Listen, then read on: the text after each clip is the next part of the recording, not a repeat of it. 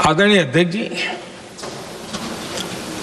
मुझे याद है तब तो मैं शासकीय व्यवस्था की राजनीति में नहीं था। मैं एक संगठन के कार्यकर्ता के नाते काम करता था।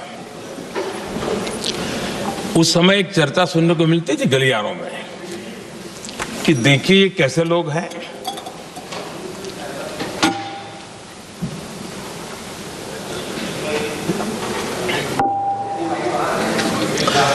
पंचायतों में आरक्षण देना है तो बहुत आराम से दे देते हैं,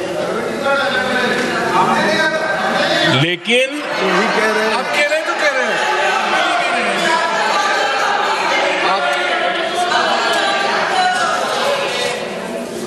पंचायतों में आरक्षण देना है तो आराम से देते हैं, क्योंकि उसमें उनको खुद का पद जाने का डर नहीं लगता है।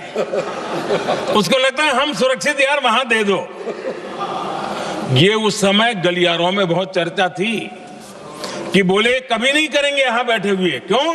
क्योंकि उनका कुछ जाएगा, और इसलिए और बगे पंचायत का हो जाता है, 50% तक पहुंच गए। मैं राजनीतिक दृष्टि से और भी एक बात समझाना चाहता हूं साथियों। आज से 25 साल 30 साल पहले जिसने भी विरोध किया तो विरोध राजनीतिक सतह से नीचे नहीं गया था। आज ऐसा समझने की गलती मत करना। पिछले 25-30 साल में ग्रासरूट लेवल पे पंचायती चुनाव व्यवस्थाओं में जीत करके आई हुई बहनों में एक पॉलिटिकल कॉन्शियसनेस है। वे ओपिनियन मेकर हैं ग्रासरूट लेवल पे। 30 साल पहले वो शांत रहती थी, बोलती नहीं थी, समझती थी, बोलती नहीं थी।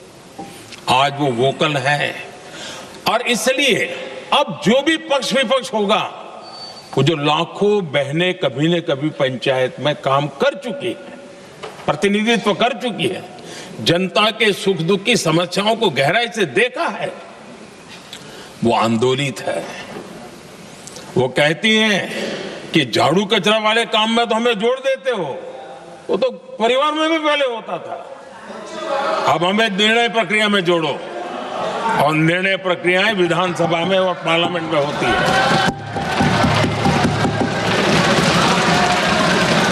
और इसलिए मैं राजनीतिक जीवन में जो लोग प्रगति चाहते, मैं किसी भी सांसद की बात करता हूं, किसी भी एमएलए की बात करता हूं, ये दल वो दल की बात मैं नहीं कर रहा हूं। जो भी राजनीतिक जीवन में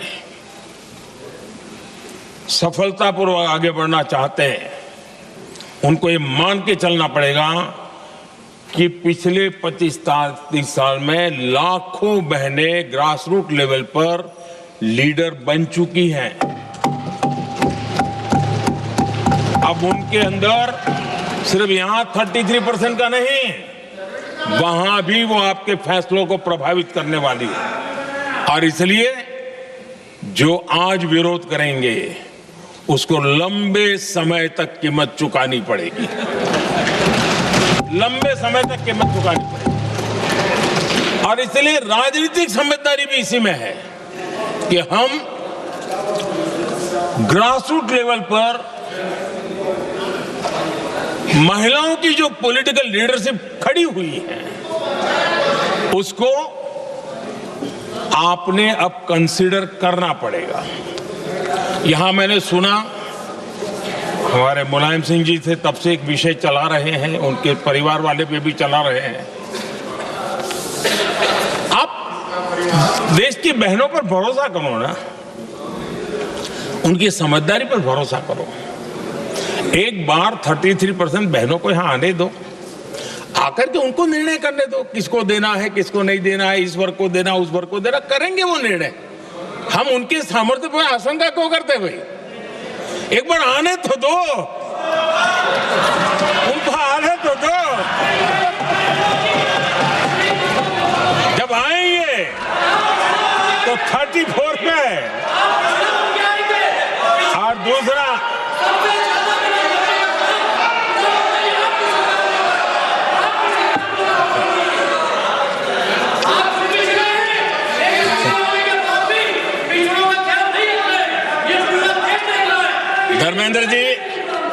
धर्मेंद्र जी मैं आपका बहुत आभारी हूं कि आपने मेरी पहचान करा दी।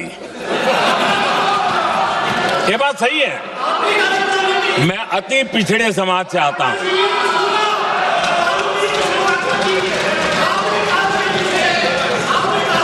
धर्मेंद्र जी, मैं आपका बहुत आभारी हूं, और अखिलेश जी मेरे मित्र हैं तो कभी कभी मदद कर देते हैं।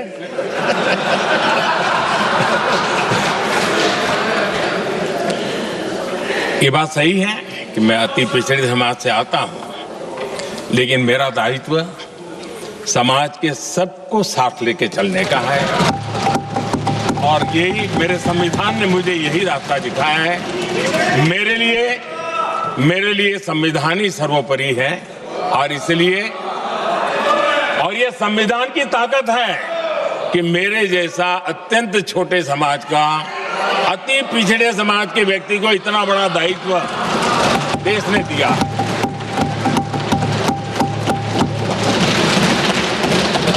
और इसलिए मैं तो देशवासियों का ऋणी हूं, और मैं तो संविधान निर्माताओं का ऋणी हूं कि जिसके कारण आज मैं यहां हूं। लेकिन आदरणीय अध्यक्ष जी, प्रधानमंत्री शिकायत की तो अच्छी बात है कि वो पिछड़ी जाति का स्वीकार कर रहे हैं, लेकिन हम पिछड़ी जातियों के साथ अन्याय न करें, इतना निवेदन है।